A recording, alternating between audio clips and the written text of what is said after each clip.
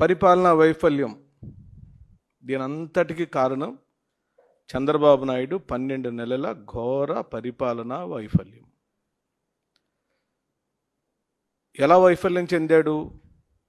ఓ తండ్రిగా సముద్రుడైన కొడుకుని కనలేక వైఫల్యం చెందాడు. ఓ నాయకుడిగా సొంతగా తెలుగుదేశం పార్టీ ఒక్కటే పోటీ చేసి అధికారంలోకి రాక వైఫల్యం చెందాడు.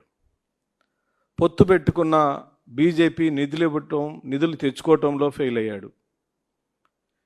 తాను ఊహించుకొని గ్రాఫిక్ మాయాజాలాలతో ఈ ఆంధ్ర రాష్ట్ర ప్రజలను మోసం చేసి ఆ అమరావతిని కట్టలేక ఘోర వైఫల్యం చెందాడు. ఇన్ని వైఫల్యాలతో పాటు కొడుకు ఎట్టాగా పనికి రాకుండా పోయాడు. దత్త కొడుకన్నా పనికి వస్తాడనుకుంటే దత్త కొడుకు సినిమాల్లోకి వెళ్ళిపోయాడు. ఈ రాష్ట్ర ఉప ముఖ్యమంత్రి ఎక్కడున్నాడు అని మనం ఎవరినైనా అడిగితే సినిమా షూటింగ్లో ఉన్నాడు, లేదా సినిమా ప్రమోషన్లో ఉన్నాడు, లేదా తీయబోయే సినిమాకు సంబంధించిన చర్చల్లో ఉన్నాడు. పరిపాలన ఎవరు చేస్తున్నారు? గాలికి వదిలేశారు. ఆ ప్రశ్న మేము ఈ 12 నెలల కాలంలో అడుగుతున్నామని లేని ఒక కాశీ మజిలీ కథల లాంటి లిక్కర్ స్కామ్ అని పేరు పెట్టి వైఎస్ఆర్ కాంగ్రెస్ పార్టీకి సంబంధించిన ప్రధానమైన నాయకులను జైల్లో పెట్టడానికి కథలెళ్లారు. మీరు బాగా గమనిస్తే అమరావతిలో 40,000 ఎకరాలు కొత్తగా తీసుకుంటానంటే ప్రజలు తిరుగుబాటు చేశారు. చంద్రబాబు నాయుడు తాను చేయాలనుకుంటున్న అమరావతి నిర్మాణంలో ఘోర వైఫల్యం చెందాడు. ఆనాడు ఎన్టీఆర్ని గద్దె దింపి లక్ష్మీ పార్వతి గారిని ఏ విధంగా అయితే ఈ రాష్ట్ర ప్రజలకు తెలుగుదేశం పార్టీ కార్యకర్తలకు బూచిగా చూపించి తనకి ఏ మాత్రము అర్హత లేకుండా ముఖ్యమంత్రి స్థానంలోకి ఎక్కి కూర్చున్నాడో ఆనాడు మొదలెట్టిన కుట్ర, అంటే పత్రిక ఆధారితమైన కుట్ర, మీడియా ఆధారితమైన కుట్ర, లేని అబోధ కల్పనలను విస్తృతంగా ప్రజల్లోకి తీసుకెళ్లటం, ఆనాడు ఎన్టీఆర్ యొక్క వ్యక్తిత్వ హననం ఏ విధంగా అయితే జరిగిందో ఈనాడు వైఎస్ జగన్మోహన్ రెడ్డి యొక్క వ్యక్తిత్వ హననానికి అదే నాయకుడు ప్రతి నాయకుడిగా చంద్రబాబు నాయుడు ప్రయత్నాల మీద ప్రయత్నాలు చేస్తున్నాడు జగన్మోహన్ రెడ్డి గారిని మరక వేయాలని. ఎన్టీఆర్ అవమాన భారాన్ని తట్టుకోలేక, వయసు పెద్దదైపోయింది, ఓ మహానటుడు, తను పట్టుకున్న పార్టీ, తన అధికారంలోకి వచ్చిన పార్టీ, ఏమాత్రం సంబంధం లేని నారా కర్జూన్ నాయుడు గారి కుమారుడైన చంద్రబాబు నాయుడు గారు నందమూరి వారసులకు సంబంధించిన పార్టీని తీసుకొని వెళ్ళిపోయి ఈ రోజు వరకు ఆ పార్టీకి తాను అధ్యక్షుడిగా ఉంటే ఆ రోజు ఎన్టీఆర్ గగ్గోలు పెడితే ఆ ఎన్టీఆర్ మాటను కూడా చలనీయకుండా చేసిన చంద్రబాబు నాయుడు ఈ రోజున వైఎస్ఆర్ గారి కుమారుడైన జగన్మోహన్ రెడ్డి గారు ఓ బలహీన వర్గాలకు, దళితులకు, మైనార్టీలకు, పేదలైన కమ్మాళ్ళకు, రెడ్లకు, బ్రాహ్మణులకు అందరికీ సమానమైన న్యాయం చేస్తున్నాడు. ఈ పిల్లగాడిని ఎలా ఆపాలో తెలియక బమ్మిని చేసే కార్యక్రమం జరుగుతుంది. ఈ రాష్ట్ర ప్రజలకు వైఎస్ఆర్ కాంగ్రెస్ పార్టీ చేతులు జోడించి వినమ్రంగా వేడుకుంటున్నాం, నిజాలు పరిశీలించమని అడుగుతున్నాం. 11 కోట్ల రూపాయలు ఫామ్ హౌస్లో దొరికినవి రాజ్ కసిరెడ్డి అని చెప్పారు. ఆంధ్రజ్యోతి, ఈనాడు, తెలుగుదేశం మీడియా చెప్పింది. రాజ్ కసిరెడ్డివా కాదా?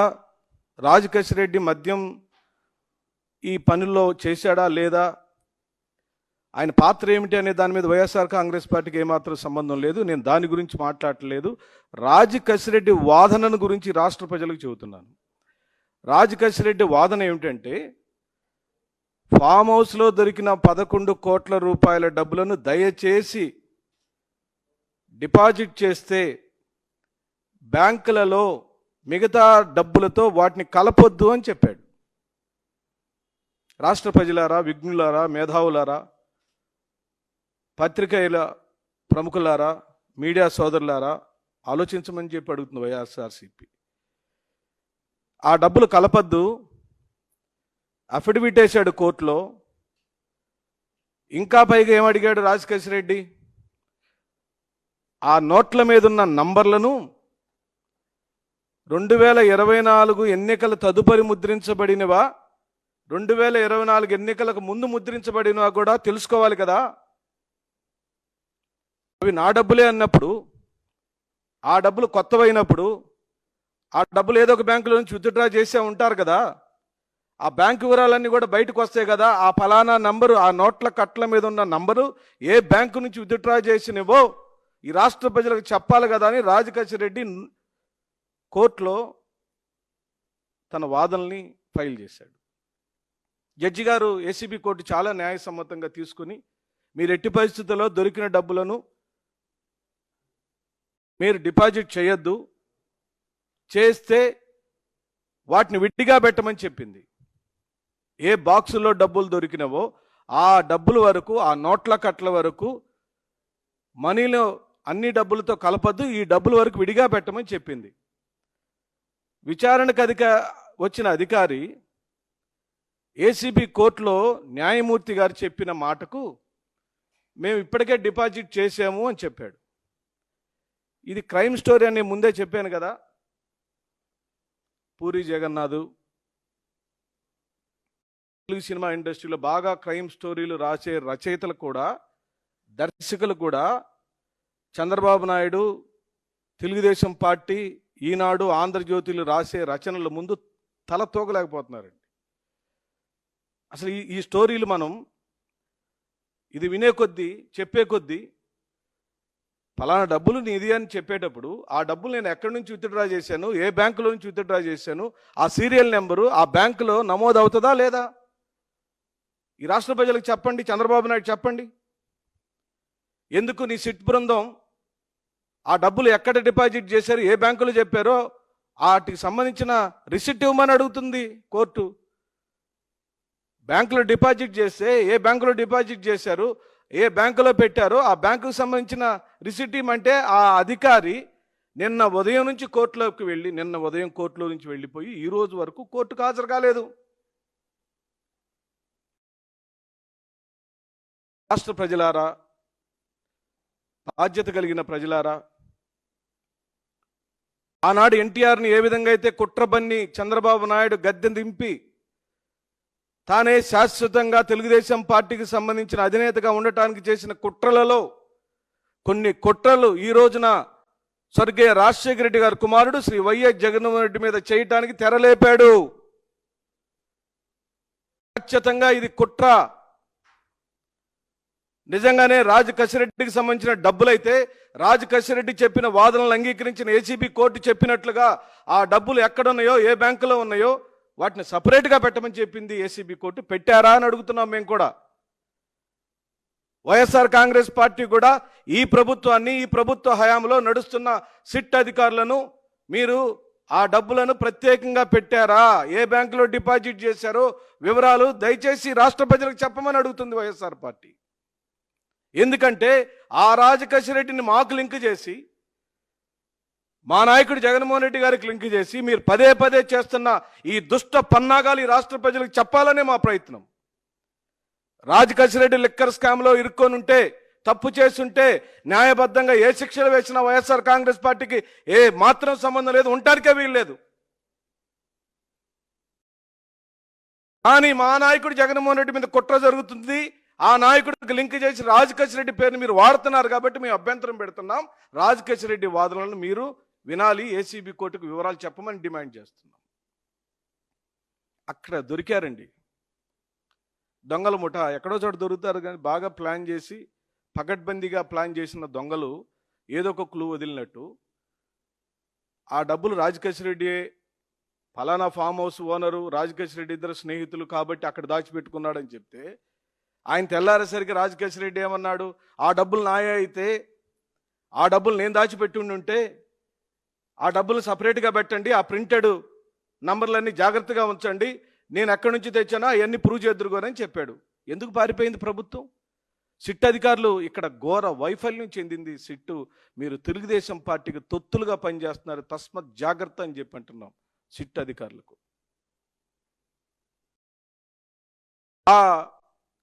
ఆ ఫామ్ హౌస్లో ఫోటోగ్రఫీ చేయమని కరెన్సీని ఆ సులోచన ఫామ్ హౌస్ యజమానులను బెదిరించి అరుణ్ అనే వ్యక్తితో తప్పుడు వాంగ్మూలం చెప్పించుకొని, అంటే పాత్రదాలు ఎన్టీఆర్ని దింపటానికి రామోజీరావు గారు, చంద్రబాబు నాయుడు గారు, యనమల రామకృష్ణుడు గారు తదితర ఒక సమూహం అంతా ఏ విధంగా అయితే ఒక ప్లాన్డ్ ఆర్గనైజ్డ్ కుట్రని, చంద్రబాబు నాయుడు యొక్క కుట్రలు ఎప్పుడు కూడా యాదృచ్ఛికంగా జరిగినట్టుండవు, అకస్మాత్తుగా ఉండవు. ఒక పకడ్బందీ ప్లాన్తో ఒక అనూహ్యమైనటువంటి ప్రజలను మభ్యపెట్టడానికి కావాల్సిన యంత్రాంగం మంత్రాంగం అంతా వాడతాడు. దానిలో నుంచి అరుణ్ అనే వ్యక్తిని అక్కడ ఫామ్ హౌస్లో తప్పుడు వాంగ్మూలం ఇప్పించుకొని ఈయన వైఎస్ఆర్సీపీ మీద బురద తల్లించే కార్యక్రమానికి వాడుకున్నమాట నిజమా కాదా? ఇప్పుడు మేము అడుగుతున్నాం, ఆ 11 కోట్ల రూపాయల డబ్బుల వ్యవహారాన్ని డైవర్ట్ చేయడానికి మళ్ళీ కొత్త క్రైమ్ స్టోరీ వచ్చింది. అర్థమవుతుంది కదండి? అక్కడ దొరికారు, దానిలో నుంచి ఇప్పుడు బయటికి రావాలి. ఏం చేయాలి ఇప్పుడు? మళ్ళీ ప్రజల యొక్క మనసుని, మళ్ళీ ప్రజల యొక్క దృష్టిని మార్చాలి. మళ్ళీ ఒక గందరగోళమైన పరిస్థితిని ఏర్పడేయాలి. దాంట్లో నుంచి పుట్టినట్టు వెంకటేష్ నాయుడు. ఈ వెంకటేష్ నాయుడు డబ్బులు లెక్క పెడుతున్నట్టుగా ఒక వీడియో వాళ్ళ మీడియాలో రిలీజ్ చేశారు. మంచిది. ఆ వీడియోలో 2000 రూపాయల నోట్లు కూడా ఉన్నాయి. నేనేం అడగట్లా, రాష్ట్ర ప్రజలారా, మేధావులారా, మీడియా మిత్రులారా, అధిపతులారా, పరిశీలకులారా, ఆయా టీవీ డిబేట్లో కూర్చొని బాగా బ్రహ్మాండంగా విశ్లేషించే విశ్లేషకులారా, 2000 రూపాయల నోట్లు ఈ రాష్ట్రంలోకి ప్రవేశించింది ఎప్పుడు, వెనక్కి తీసుకుంది ఎప్పుడు? 2000 రూపాయల నోట్లు ఈ రాష్ట్రంలోకి ప్రవేశించింది 2013వ సంవత్సరంలో. సరిగ్గా 10 సంవత్సరాల తర్వాత 2000 రూపాయల నోట్లను వెనక్కి తీసుకున్నారు. ఈ వెంకటేష్ నాయుడు లెక్క పెడుతున్నట్టుగా చూపించిన నోట్ల కట్లలో 2000 రూపాయల నోట్ల కట్ట కూడా ఉంది. అంటే ఇప్పుడు డిమానిటైజేషన్కు ముందు 2000 రూపాయల నోట్లు లేదు. అంటే 2013కు ముందు 2000 రూపాయల నోట్లు లేదు. 2013 నుంచి 2023 మధ్యలో 2000 రూపాయల నోటు ఉంది. ఈ 2013 నుంచి 2023, 2013 నుంచి 14 రాష్ట్రాన్ని పరిపాలించింది ఎవరు? తెలుగుదేశం పార్టీ, చంద్రబాబు నాయుడు. 19 నుంచి 24 వరకు వైఎస్ జగన్మోహన్ రెడ్డి గారు పరిపాలించారు. 23లోనే 2000 రూపాయల నోట్లను కేంద్ర ప్రభుత్వం వెనక్కి తీసేసుకుంది. ఎవరి దగ్గర ఉన్న 2000 రూపాయల నోట్లైనా వెనక్కి తీసేసుకుంది. ఒకవేళ అది 2023 తర్వాత కనుక ఆ డబ్బులు ఈ వెంకటేష్ నాయుడు లెక్కబెట్టి ఉంటే ఆ 2000 రూపాయల నోట్ల కట్లు నోట్ల మధ్యలో ఎందుకు ఉన్నాయి అని అడుగుతుంది వైఎస్ఆర్సీపీ. ఇక్కడ వెంకటేష్ నాయుడు తప్పు చేశాడా? ఆ డబ్బులు ఎక్కడి నుంచి వచ్చింది, ఎందుకు వచ్చినవి? ఆ డబ్బులు నిజంగానే వెంకటేష్ నాయుడువా? ఆయన క్రైమ్ చేశాడా? ఆయన నేరం చేశాడా? అది మా వాదం కాదు, మాకు సంబంధం లేదు. వైఎస్ఆర్ కాంగ్రెస్ పార్టీకి ఏమాత్రం సంబంధం లేదు. వెంకటేష్ నాయుడు అనేవాడు ఏ పార్టీకి సంబంధించిన వాడు అనే దానిలో మీరు 2 రోజుల నుంచి ఈనాడు, ఆంధ్రజ్యోతిలలో చాలా ప్రముఖంగా ఆ వెంకటేష్ నాయుడును మాకు జతగలుపుతూ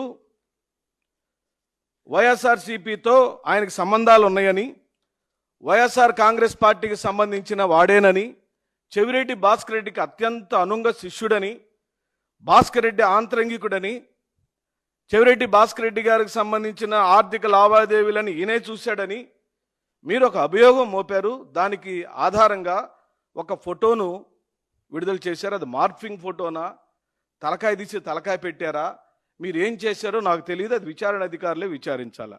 మరి ఇప్పుడు ఈ ఫోటో ఏమిటి? రాష్ట్ర ప్రజలు చూడండి. ఈ వెంకటేష్ నాయుడు 2024లో నారా చంద్రబాబు నాయుడు ముఖ్యమంత్రి అయిన తదుపరి ఈ రాష్ట్ర ముఖ్యమంత్రితో దిగిన ఫోటో. ఈయన ఏ పార్టీ వాడు? అది వదిలేద్దాం. షాడో ముఖ్యమంత్రి గారైన నారా లోకేష్ గారితో అదే వెంకటేష్ నాయుడు దిగిన ఫోటో. ఈయన ఏ పార్టీ వాడు? ముఖ్యమంత్రితో దిగాడండి, షాడో ముఖ్యమంత్రి గారితో దిగాడు. ముఖ్యమంత్రి గారికి సన్మానం.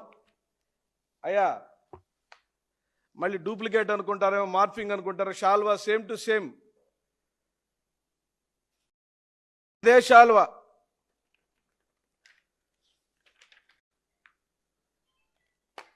ముఖ్యమంత్రి బావమర్ది గారు, సినిమా యాక్టర్ గారు, ఎన్టీఆర్ గారు కుమారుడు, హిందూపురం ఎమ్మెల్యే నందమూరి బాలకృష్ణ గారితో దిగిన ఫోటో.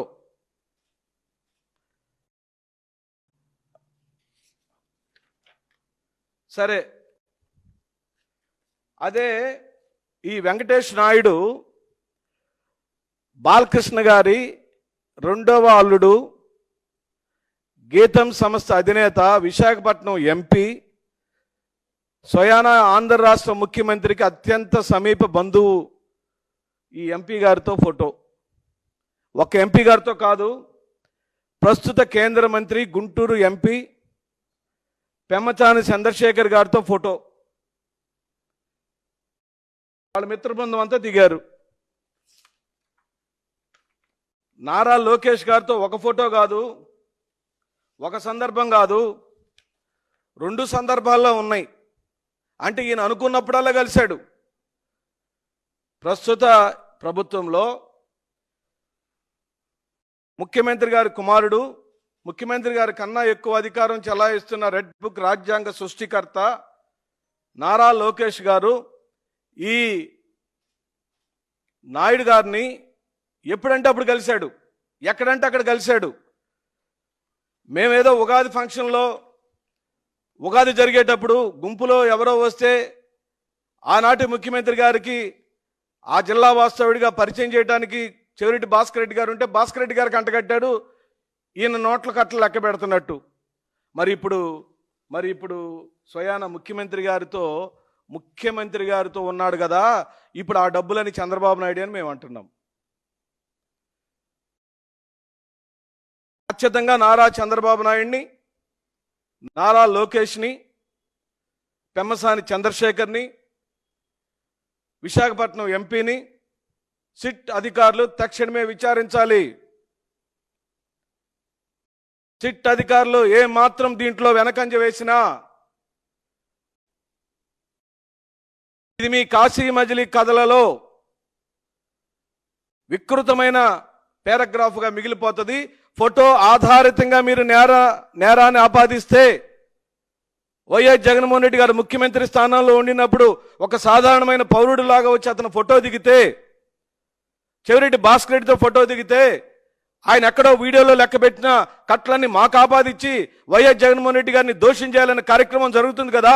మరి ఈ రాష్ట్ర ప్రజలు ఇదంతా చూడమని అడుగుతుంది వైఎస్ఆర్ కాంగ్రెస్ పార్టీ.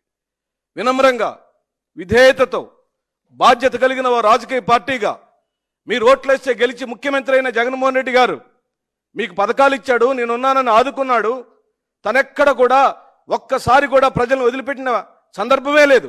అలాంటి నాయకుణ్ణి ఆనాడు ఎన్టీఆర్ మీద ఏ విధంగా అయితే కుట్ర చేశాడో చంద్రబాబు నాయుడు, ఇదిగో ఈ విధంగా అభూత కల్పనలతో, లేని కథలతో సృష్టించి ప్రజలను మభ్యపెట్టే కార్యక్రమం జరుగుతుంది. ఇంకోటి, ఆ వెంకటేష్ నాయుడు తమన్నా భాటియాతో, సినిమా యాక్టర్తో కలిసి ఒక ప్రైవేటు విమానంతో వెళ్ళినట్టుగా ఈనాడు ఒక కథనం రాసింది. ఈ రోజున ఈనాడు రాసిన కథనం, ఆయన దర్జాల్లో ఉన్నాడని, దర్జాగా తిరుగుతున్నాడని, చార్టెడ్ ఫ్లైట్లో తిరుగుతున్నాడని అన్నారు. మంచిది, మేమేం కాదంట్లా. ఆయన ఎవరో, ఆయన ఎందుకు తిరుగుతున్నాడో, ఆ భాటియా ఎవరో మాకు సంబంధం లేదు. అయితే దీనిలో మా అభ్యంతరం ఏమిటంటే, ఈయన భోగభాగ్యాలు అనుభవించడానికి మద్యం సొమ్ముతో జల్సాలు, ఈయన చార్టెడ్ ఫ్లైట్లో తిరిగే స్తోమత కేవలం మద్యం సొమ్ముతోనే చేస్తున్నాడని లేని మద్యం స్కామ్ను ఒకటి సృష్టించి ఆ వెంకటేష్ నాయుడిని వైసీపీకి అంటగట్టి ఆయనతో మమ్మల్ని జతకడుతున్నారు. మేము అడుగుతున్నాం, మరి ఈ టికెట్ ఎవరిదండి? అయ్యా కొద్దిగా జూమ్ చేయండి తమ్ముళ్ళు, బాగా జూమ్ చేయండి. టికెట్ వచ్చింది పరిశోధనలో వైఎస్ఆర్ కాంగ్రెస్ పార్టీ మీడియాకు నేను హ్యాట్స్ ఆఫ్ చెబుతున్నాను. వైఎస్ఆర్ కాంగ్రెస్ పార్టీకి సంబంధించిన మీడియా విభాగం అహరహరం శ్రమిస్తుంది. దీనిలో ఎవడెవడు ఎంత కుట్ర చేస్తున్నాడు, వైఎస్ జగన్మోహన్ రెడ్డిని ఏ విధంగా దోషం చేయాలని కుట్ర పన్నుతున్నారు, ఆ కుట్రలు ఛేదించడానికి రాత్రి పగలు కష్టపడుతున్న నా మీడియా సోదరులందరికీ నేను సలాం చేస్తున్నా, సెల్యూట్ చేస్తున్నా. ఈ టికెట్ మధు క్రియేషన్స్, తమ్ముళ్ళు మధు క్రియేషన్స్ బుక్ చేసింది. చార్టెడ్ ఫ్లైట్ యొక్క కాస్ట్ 17,86,225 రూపాయలు.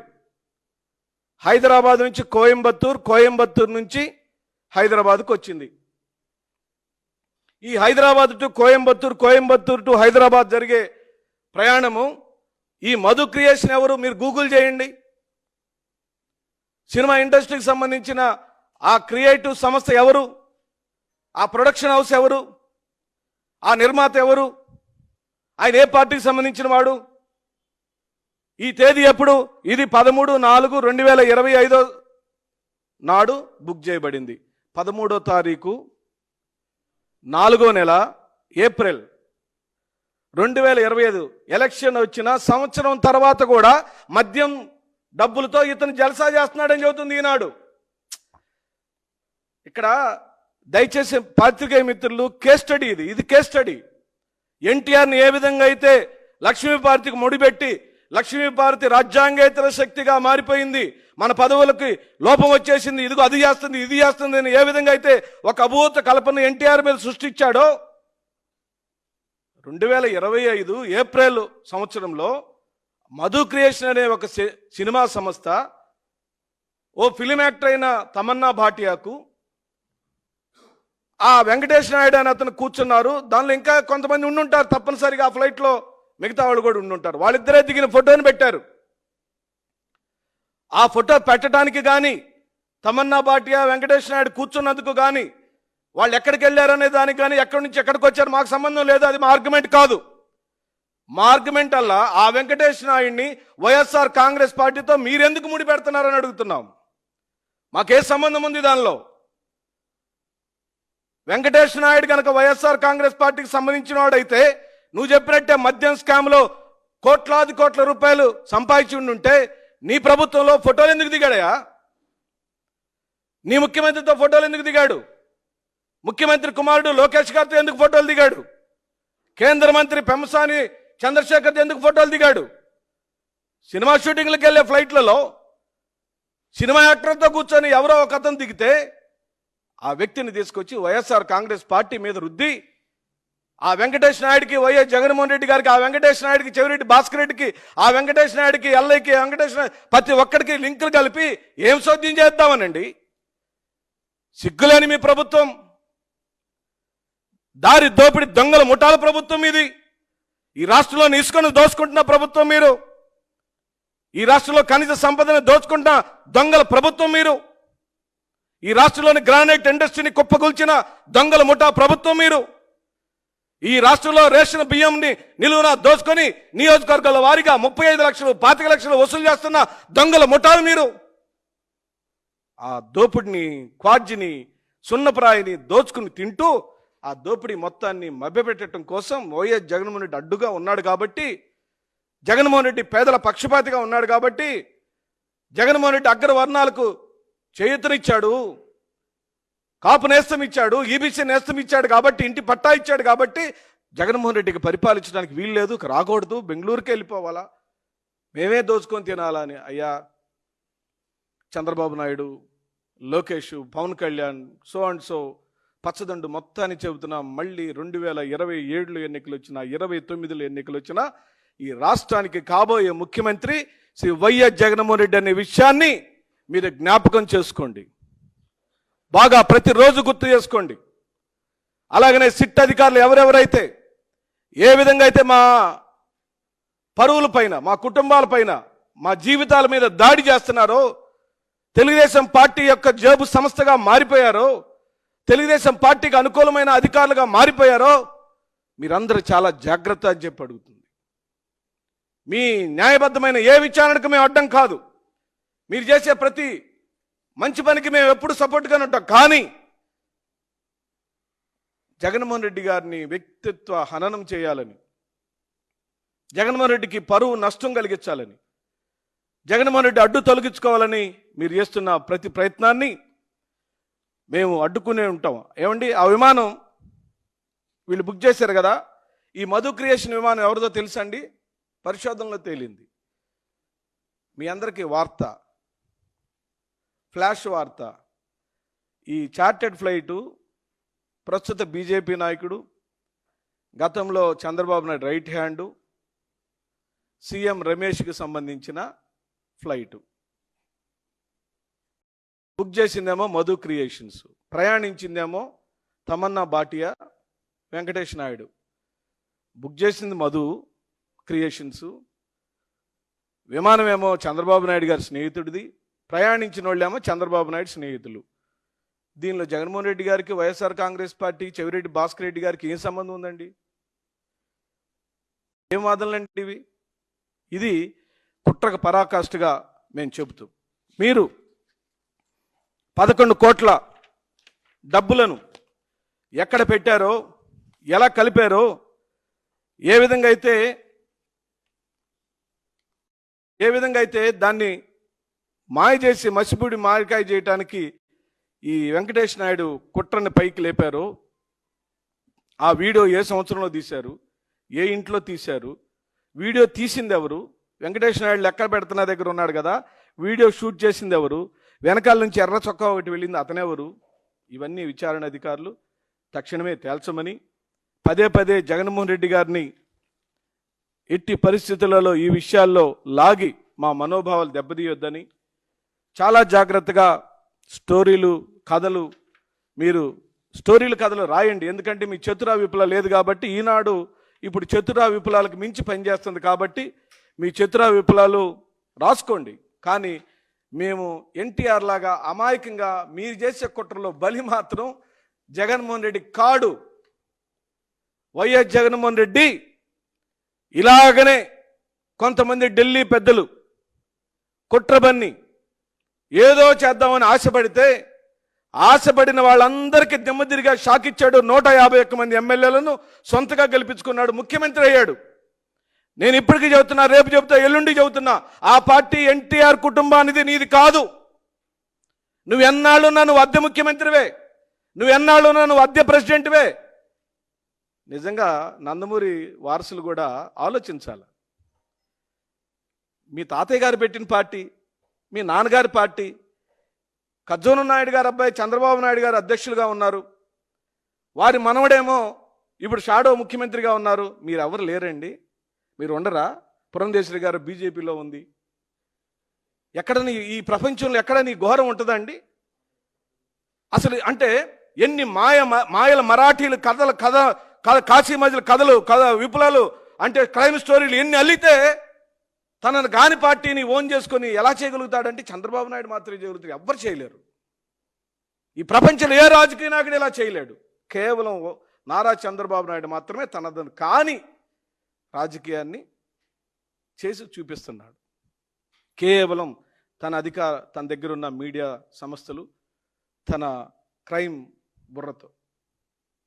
కానీ దేవుడు గొప్పవాడు. వైఎస్ జగన్మోహన్ రెడ్డి గారికి కేవలం 50 సంవత్సరాలు మాత్రమే.